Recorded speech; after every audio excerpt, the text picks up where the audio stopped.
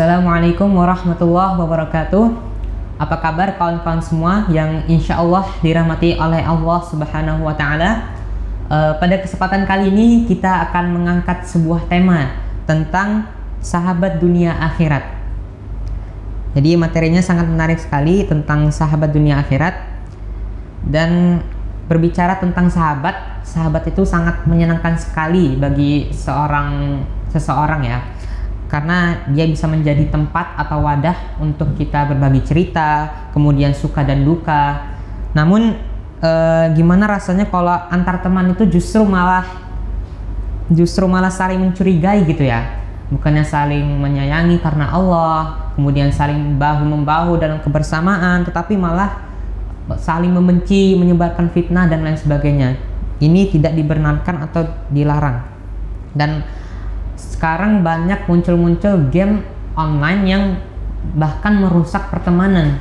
Yang sekarang itu ada game viral yang tidak saya sebutkan namanya, itu malah mencatat peningkatan unduhan hingga 661% atau setara dengan 18,4 juta per 20 Agustus 2020. Gara-gara YouTuber populer yang memainkannya akhirnya viral di media sosial dan diikuti oleh banyak kalangan anak muda, termasuk anak-anak di usia SD bahkan SMA sekalipun. Berbicara tentang game online, pengaruhnya sangat besar sekali. Dari mulai kecanduan, kemudian kalau misalnya kalah itu bisa menimbulkan efek negatif bagi kita sendiri atau bahkan untuk orang lain. Bisa kadang-kadang marah dan lain sebagainya. Kemudian selanjutnya adalah jangan melakukan hal-hal yang tidak dibenarkan ketika kita sedang bersahabat. Yaitu pertama adalah prank atau namanya adalah kayak sejenis penipuan gitu ya. Karena di tren ini sangat kekinian sekali di media sosial, khususnya para YouTuber sekarang yang memanfaatkan YouTube mereka untuk membuat konten-konten yang sebenarnya tidak ada faedahnya sama sekali, bahkan bisa menghancurkan pertemanan seseorang. Itu sangat tidak baik sekali. Bahkan Rasulullah SAW bersabda, celakalah bagi orang yang berbicara dusta hanya karena ingin membuat orang itu tertawa atau ingin membuat temannya itu tertawa. Bahkan kata Rasulullah, celakalah dia. Hadis riwayat Ahmad. Yang kedua adalah bully.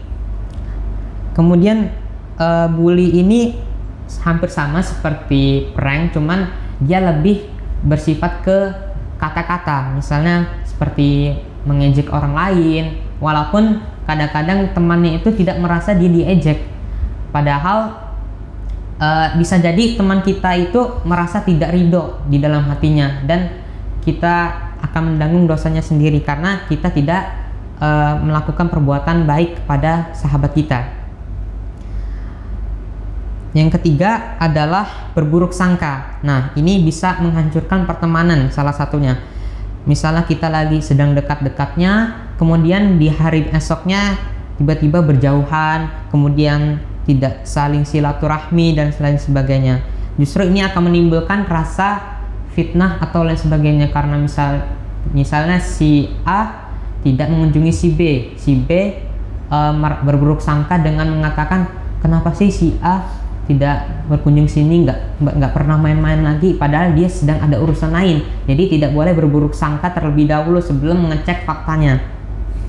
Nah, kemudian kesimpulannya yang harus dilakukan oleh kita sebagai teman atau sahabat untuk orang lain itu pertama adalah menjalin silaturahmi. Menjalin silaturahmi ini manfaatnya sangat banyak sekali, seperti memanjangkan umur kata Rasulullah, kemudian bisa mempererat persaudaraan antara kita dengan sahabat.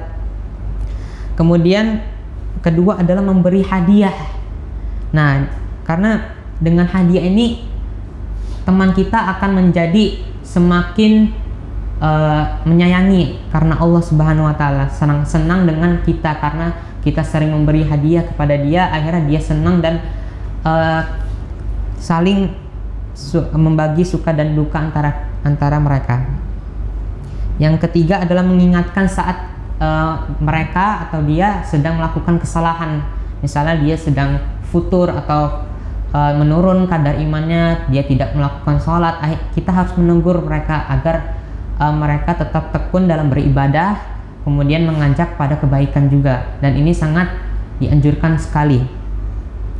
Yang keempat adalah membersamai dalam kebaikan dan istiqomah dalam ketaatan. Nah, ini harus keutamaan yang paling besar dalam persahabatan. Jadi dalam persahabatan itu kita harus istiqomah dan terus dalam ketaatan, saling menasihati dalam kebaikan. Nah, jadi kawan-kawan sekalian yang insya Allah dirahmati oleh Allah, jangan sampai persahabatan ini malah menjadi ajang atau wadah untuk menghancurkan atau saling memfitnah satu sama lain, karena sejatinya sahabat itu adalah tempat kita untuk bersama-sama saling bahu-membahu dalam kebaikan, berbagi suka dan duka. Nah, kemungkinan seperti itu bahasan materi pada kesempatan kali ini, insya Allah bermanfaat bagi kawan-kawan sekalian, khususnya yang sedang bersahabat dengan temannya atau bagaimana cara kiat-kiat untuk bersahabat dengan kawannya. Mungkin itu saja yang bisa saya sampaikan, mudah-mudahan bermanfaat. Mohon maaf jika ada salah-salah kata atau ada yang kurang jelas, saya mohon maaf, dan kepada Allah saya mohon ampun. Saya akhiri, wassalamualaikum warahmatullahi wabarakatuh.